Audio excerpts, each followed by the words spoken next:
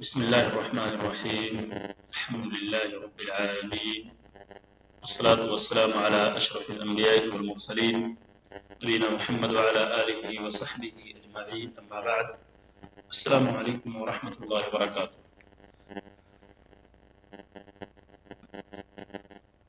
قابل احترام ناظرین، میں آپ کا بھائی مظفر حسین، مدرس اللغة العربیہ،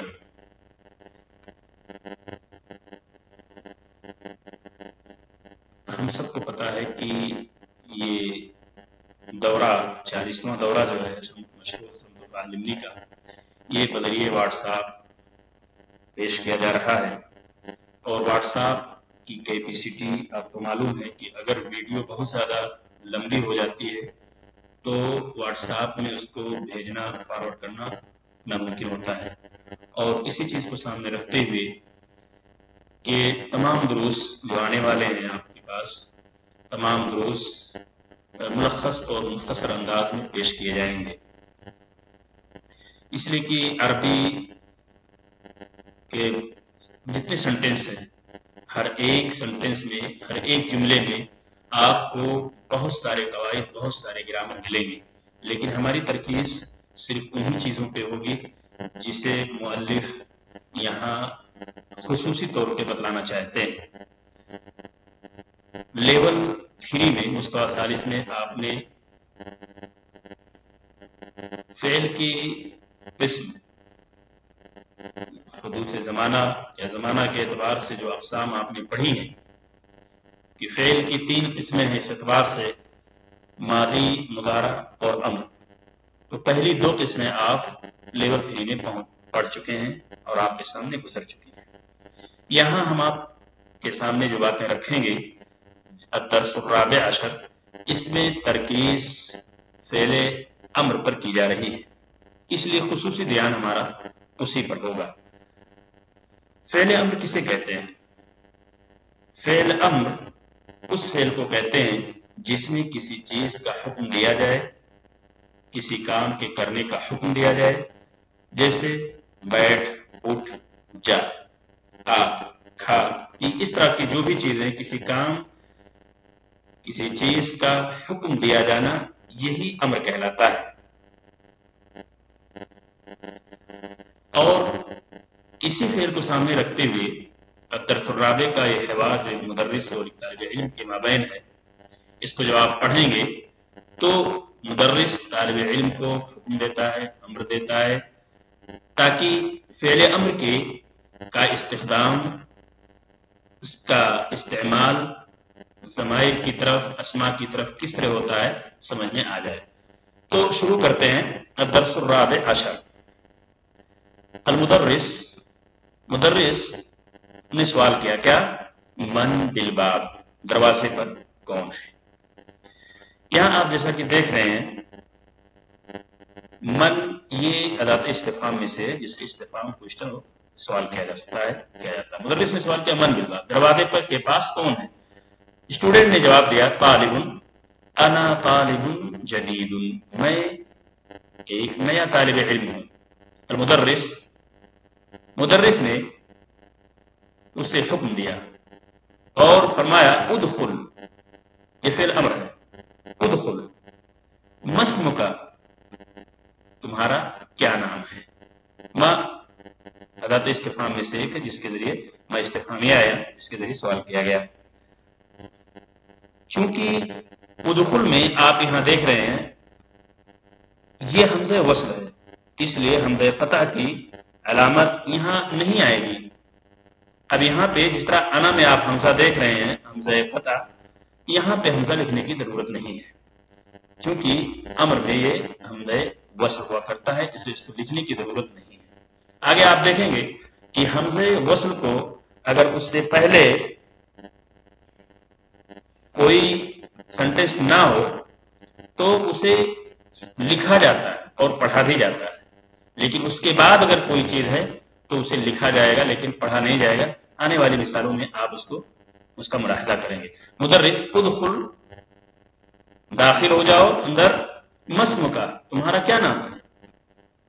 طالب، اسمی ہمایوں، اسمی میرا نام ہمایوں ہے۔ المدرس ہمایوں، مدرس یہاں گویا کہ ایک کوشچن کرنے، کوشچن کے جو ادوات ہیں اس کے علاوہ لہجے سے بھی کوشچن کیا جا سکتا ہے بدون ادوات کے استعمال، جیسا کہ یہاں آپ دیکھ رہے ہیں ہمایوں، یہ بھی کوشچن کا ایک انداز ہے، کیا تمہارا نام ہمایوں ہے؟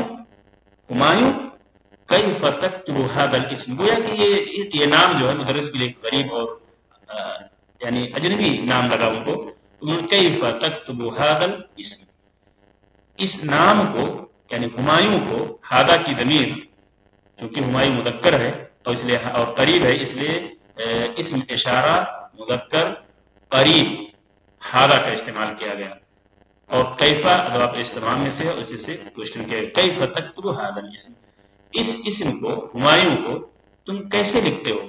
اکتبہ علی ھذہ الورقہ، اکتبہ اس کو لکھو، یہاں بھی حکم دیا گیا، فعل امر کا استعمال کیا گیا، اکتبہ الضمیر ہو واحد مذکر غائب یعود الی ہمایوں، اکتبہ یعنی اسم کی طرف، ہمایوں یعنی اس نام کو تم لکھو اس ورقے پر، ھذہ اسم اشارہ قریب للمؤنث، یہاں پہ آپ دیکھیں ورقہ مؤنث ہے اس لیے ھذہ اسم اشارہ قریب للمؤنث کا استعمال کرتے ہوئے اس ورقہ پر اس نام کو لکھو۔ یہاں پہ تکتب آپ دیکھ رہے ہیں فعل امر مضارع مخاطب سے اس کے شروع میں آنے والے تا اور آخر کے ضمہ کو حذف کر کے بنایا جاتا ہے۔ تکتب یہاں آپ دیکھیں یہ فعل امر مخاطب ہے، اب یہاں اس کو اگر امر بنانا ہے تو اسی کا استخدام یہاں پہ امر کے ذریعے کیا گیا، اور کس طرح بنایا گیا اس کو؟ تا کو حذف کر کے اور شروع میں آنے والی تا اور آخر کے ضمہ کو یہاں پہ حذف کر دیا گیا ہے، اس کو حذف کر دیا گیا، تا اور اس ضمہ کو یہاں پہ حذف کیا گیا ہے، اور آخر کے ضمہ کو حذف کرنے کے بعد اسے امر بنایا گیا، اکتبہ الطلاب، یا استاذ ہا ہنا اقرب، اے استاذ یہاں ایک بچھو ہے۔ اگر آپ دیکھیں تو مبتدا ہا ہنا اقرب، یہاں بچھو ہے، المدرس اقرب فی الفصل این ہی، کیا کلاس میں بچھو ہے؟ احمد استفہام، اقرب فی الفصل کیا کلاس میں بچھو ہے؟ این ہی وہ کہاں ہے؟ ضمیر واحد مؤنث غائب یعود الی اقرب، اقرب کی طرف لوٹتی، اقرب فی الفصل این ہی وہ کہاں ہے؟ یہاں پہ اگر آپ دیکھیں تو عام طور پہ مبتدا عام طور پہ ہوتا ہے وہ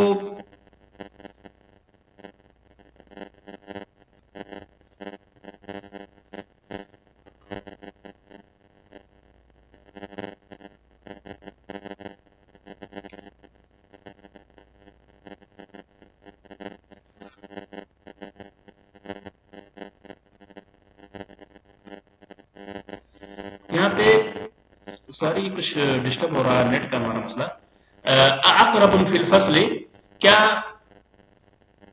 بچھو کلاس کے اندر ہے؟ این ہی وہ کہاں ہے؟ ناظرین کرام اگر آپ دیکھیں تو عام طور پہ مبتدا معرفہ ہوا کرتا ہے، لیکن اگر مبتدا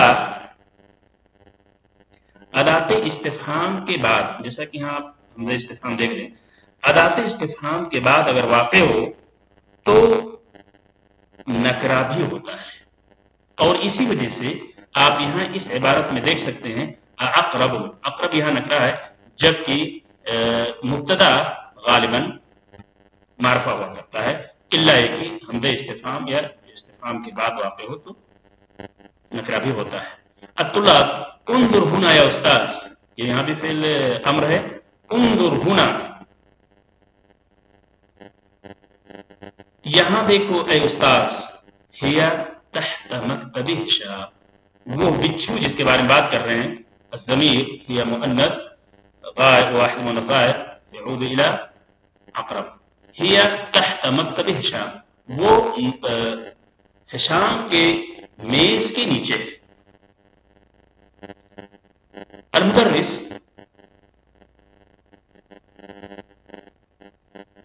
اقتلوها یا اخوان،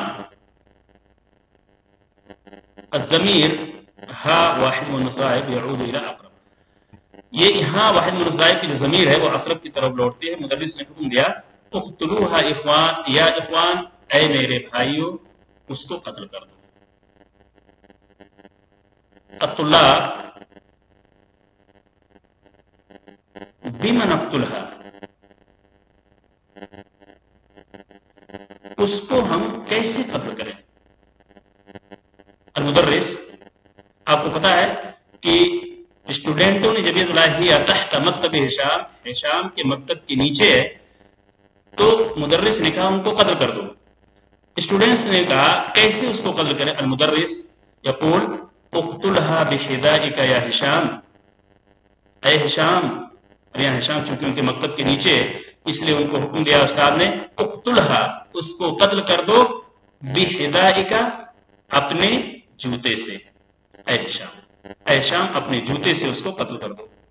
اماتت یعنی حکم دیتے ہی مدرس کے ہشام نے محاولہ کیا، کوشش کیا۔ اس کے بعد معلم نے سوال کیا اماتت، کیا وہ مر گئی؟ ہشام نعم ماتت، ہاں وہ مر گئی۔ المدرس اجلسوا یا ابنائی، اے میرے بیٹو بیٹھ جاؤ۔ مدرس اپنے اسٹوڈنٹوں کو ابن، ابنائی، طلابی اس طرح سے عبارتوں سے ان کا استعمال کر سکتا ہے، ان کو مخاطب کر سکتا ہے۔ اجلسوا یا ابنائی، اے میرے بیٹو، اس لیے کہ اسٹوڈنٹس جو ہوا کرتے ہیں وہ گویا کہ ان کے بیٹوں کے مانند ہیں۔ اجلسوا یا ابنائی، اے میرے بیٹو بیٹھ جاؤ۔ اجلسوا یہاں جمع کا صیغہ استعمال کیا گیا ہے۔ اقرأ الدرس یا علی، اے علی تم درس کو پڑھو۔ اقرأ الدرس یا علی، اے علی تم درس کو، سبق کو، لیسن کو پڑھو۔ علی اعوذ باللہ من الشیطان الرجیم بسم اللہ الرحمن الرحیم، چونکہ قرآن مجید کی ایک سورت کی ابتدا کرنے جا رہے ہیں اس لیے قرآن مجید کی جب بھی کسی سورت کی ابتدا کی جاتی ہے تو تعوذ اور بسملہ پڑھنا ہوتا ہے، اور اسی لیے علی نے اعوذ باللہ من الشیطان الرجیم اور بسم اللہ الرحمن الرحیم کے ذریعے قرآن کی سورۃ العلق کی ابتدا کی۔ اقرأ بسم ربک الذی خلق، خلق الانسان من علق، پڑھو، اقرأ یہاں پہ لام، پڑھو اپنے رب کے نام سے جس نے تم کو پیدا کیا۔ اقرأ بسم ربک الذی خلق، پڑھو اپنے رب کے نام جس نے پیدا کیا۔ خلق الانسان من علق، جس نے انسان کو خون کے لوتھڑے سے پیدا کیا۔ آگے والی عبارت آپ دیکھیں، یا استاذ حفظت هذه السورة، اے استاد میں نے اس سورت کو حفظ کیا ہوا ہے۔ ای سورت احفظ بعدها، ایوب ایدن ندات استفہام، ندات استفہام میں سے ایوب ہے، اس کے ذریعے بھی سوال، جیسا کہ یہاں پہ طالب علم نے سوال کیا، علی نے سوال کیا ای سورت احفظ بعدها، اس کے بعد سورۃ العلق کے بعد کون سی سورت میں یاد کروں؟ المدرس احفظ سورۃ التین، سورۃ التین کو تم یاد کرو، اس کو حکم دیا گیا، یہاں یہ بھی فعل امر۔ خذ دفترک ھذا واکتب فیہ سورۃ العلق،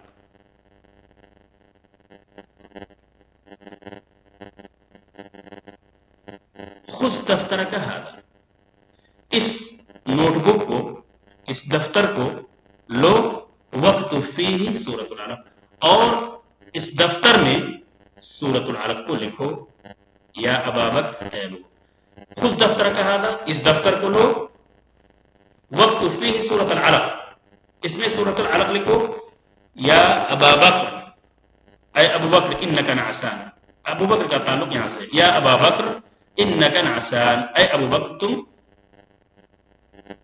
بہت سست ہو، تمہیں اونگ آتی ہے، نیند آتی ہے۔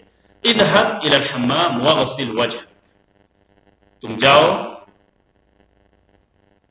غسل خانہ اور اپنا چہرہ دھو، واغسل وجه، اذهب واغسل اکتب خذ، یہ تمام یہاں پہ فعل امر کا استعمال کیا گیا ہے۔ واغسل وجہ کا، اور اپنے چہرے کو دھلو۔ افتح النوافذ یا عبد اللہ فإن الغرفة مظلمة والجو حار، اے عبداللہ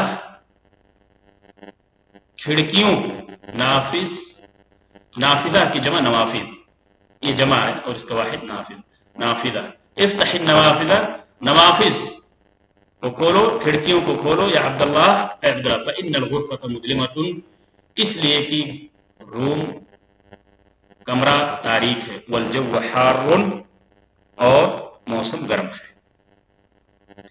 یہاں پہ اگر ایک چیز کی طرف آپ نظر ڈالیں تو یہاں آپ کو ملے گا خذ دفترک، یہ فعل جو میں نے بتایا تھا مضارع سے مخاطب سے فعل امر بنانے کا فائدہ، وہ ان قاعدے سے ہٹ کر ہے۔ مثلا تأکل کا امر کل اور تأخذ کا خذ، یہ دونوں کا اس قاعدے سے ہٹ کر ہے۔ اب چونکہ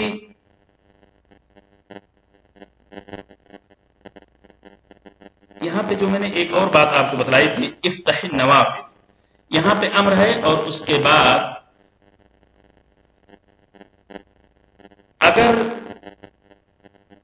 مخاطب واحد کے بعد کوئی ایسا اسم آ جائے، امر مخاطب واحد کے بعد اگر کوئی ایسا اسم آ جائے جو حمزۃ الوصل سے شروع ہو، تو التقاء ساکنین سے بچنے کے لیے، التقاء ساکنین سے بچنے کے لیے امر کے آخری حرف کو کسرہ دے دیا جاتا ہے، کیونکہ التقاء ساکنین سے بچنا ہوگا، تبھی اس عبارت کو پڑھ سکتے ہیں۔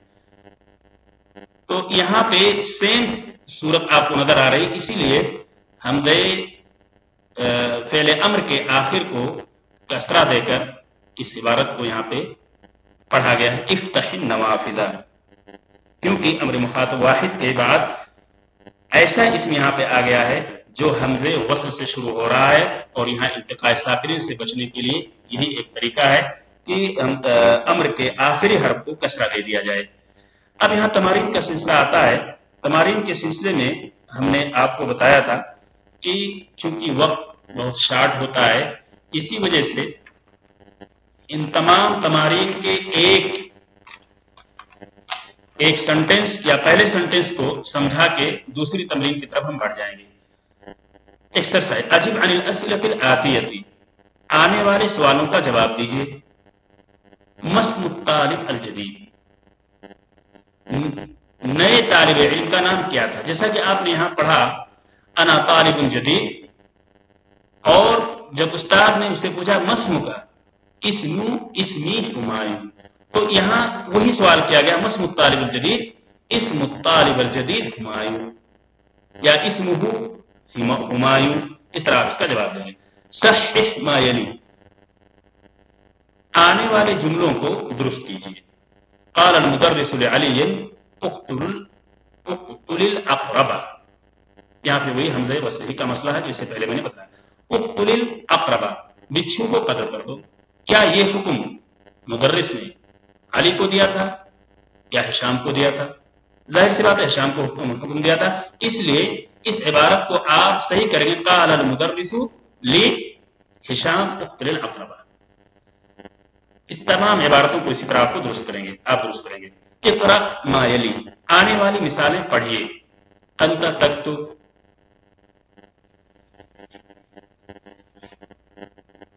انت تکتب، تکتب، تب، اکتب، یعنی یہاں فعل مضارع مخاطب سے اس کے شروع میں، فعل مضارع مخاطب سے اس کے شروع میں آنے والے تا اور آخر کے ضمہ کو حذف کر کے یہ امر بنایا گیا ہے. تو کا حذف کر دیا گیا، پھر اس کے بعد یہاں پہ جو ضمہ اس کو بھی حذف کر دیا گیا اور اسے فعل امر بنایا گیا. یہ یہاں پہ بتانا چاہتے ہیں. تو آنے والی مثالیں یہ تمام آپ اپنے حساب سے پڑھیے اور اس کو ترکیز کر کے ان تمام سوالوں اور تمام دیے ہوئے سینٹینسوں کو آپ سمجھیے. آگے اور جب آپ پڑھیں گے تو یہاں پہ سوق الامر من الافعال الاتیہ، آنے والے جو افعال ہیں ماضی مضارع، ان سے ہمیں امر بنانا ہے. آنے والے افعال سے امر بنائیے. من الافعال الاتیہ، آنے والے افعال سے امر بنائیے. ماضی اور مضارع دیے ہوئے ہیں، اسی سے امر بنانا ہے. مثلا قتل یقتل اقتل، ذهب يذهب اذهب، ان تمام افعال سے امر بنانا ہے اسی طرح سے. تأمل ما یلی، آنے والی مثالوں پر غور کیجیے. اکتب الدرس، اقرأ القرآن، اشرب القهوہ او قہوہ. ان کو غور سے کے ساتھ پڑھیے اور ان کے دیے ہوئے گرامر اور قواعد آپ مستمد کیجیے اور سمجھیں. کوئی بھی چیز اگر اس طرح کی ہے جو یہاں آپ نہیں سمجھ سکتے ہیں، اسے پرسنل پہ بھیج کر پورا ڈیٹیل اس کا آپ مجھ سے لے سکتے ہیں. کیونکہ بال اختصار اگر نہیں چلتے ہیں تو ویسے بھی یہ ویڈیو 20 منٹ سے زیادہ ہو جا رہا ہے، جبکہ 10 سے 15 منٹ کے اندر ہی ہمیں ختم کرنا ہے. لیکن یعنی کافی محاولے کے بعد بھی یہ ویڈیو کافی لمبی ہوتی چلی جا رہی ہے. اقرأ ما يلي مراعيا قواعد نطق حمزة الوصل وقواعد نطق الحرف الساكن عندما يليه الف لام یا الف. حمزہ وصل کو اور حرف ساکن جس کے بعد الف لام ہو، حمزہ وصل اور حرف ساکن کے قواعد کا خیال رکھتے ہوئے آنے والی مثالیں پڑھیے. کل وشرب، اقرأ الدرس وافهمه. یہاں پہ دو چیزیں بتائی گئی، حمزہ وصل اور حرف ساکن جس کے بعد الف، ان دونوں کا خیال کرتے ہوئے یہاں پہ آپ کو پڑھنا ہے. اقرأ ما یلی، آنے والی مثالیں پڑھیے. یا حامد اذهب، یا اخوان اذهبوا. آٹھواں یہاں آپ دیکھ لیں، ضع الفراغ فیما یلی فعل امر مناسب، یعنی خالی جگہوں کو، یہ یہاں پہ جو خالی جگہیں آپ کو نظر آ رہی ہیں، ان خالی جگہوں کو مناسب فعل امر سے پر کرنا ہے. یا اولاد کلوا الخبز واشربوا القهوہ. اس طرح آپ کو ساری عبارتیں، یہاں پہ سارے جو جملے ہیں ان کو پورا کرنا ہے. اس سے پہلے میں نے بتایا تھا اقسام الفعل ثلاثہ، ماضی مضارع و امر. ماضی جیسے ذهب، مضارع یذهب، اور فعل امر اذهب. اس پوری تمرین کے اندر اور جو آپ نے درس پڑھا ہے، اس کے اندر بہت ساری کلمات نئے آئے ہیں جن کی میننگ آپ کو جاننا ضروری ہے. انہی میں سے اقرب کی میننگ ہوتی بچھو، حذا جوتا کے معنی میں، الجنت جنت. آپ جب تمرین حل کریں گے تو اس میں ساری باتیں آپ کو ملیں گی، کچھ آپ کے سامنے گزر چکی ہیں. خوب کب کے معنی میں ہے، ید ہاتھ کے معنی میں ہے. سوچ کی میننگ شوہر. علق خون کا لوتھا، جیسا کہ آپ علق کی ابتدائی آیتوں میں آپ نے پڑھا. نظر ینظر دیکھنا. سکت یسکت چپ رہنا. جمع یجمع جمع کرنا. طبخ یطبخ پکانا. قطع یقطع کاٹنا. حلق یحلق موڑنا. عبد یعبد عبادت کرنا. یہ تمام عبارتیں آپ کے سامنے گزری ہیں، اور یہ کلمات کچھ مشکل ہیں، اس لیے ان کی میننگ سرسری طور پہ میں آپ کے سامنے رکھ دے رہا ہوں. مذیاع کا لفظ بھی آپ گزرا ہے. مذیاع ریڈیو کی میننگ میں ہے. جو یہ موسم، الجو حار. غریب اجنبی. موسیٰ اسرا کے معنی میں ہے. نعسان اونگنے کے معنی میں ہے یا اونگنے والا. مظلم تاریخ. لا ادری میں نہیں جانتا، مجھے اس کا علم نہیں ہے. بقوہ مضبوطی کے سے پکڑنے کے معنی میں ہے. علم یعلم جاننا، منع یمنع منع کرنا روکنا، عاد یعود لوٹنا، عاد یعود لوٹنے کے معنی میں ہے، ورقہ کاغذ، تین یہ انجیر کے معنی میں ہے، کنسا یکنس جھاڑو لگانا، قوہ طاقت کے معنی میں ہے، بقوہ مضبوطی سے پکڑنا، اور وہ بھی طاقت سے پکڑنے کے معنی میں ہے۔ اس طرح بالاختصار، یقیناً یہ اختصار شدید ہے، لیکن اللہ تعالیٰ سے دعا ہے کہ اللہ تعالیٰ ہمیں اور آپ کو اس سے نفع پہنچائے، اور اگر کوئی چیز آپ کی سمجھ میں نہیں آئی ہے، بہت ساری چیزیں ہیں، اگر اس کو ہم لے کر اور اس باریکی میں جاتے ہیں تو یقیناً بہت لمبا وقت ہمیں چاہیے، اس لیے معذرت چاہتا ہوں۔ اللہ تبارک تعالیٰ سے دعا کہ اللہ تعالیٰ ہم سب کو تفقہ فی الدین عطا فرمائے، آمین۔ السلام علیکم۔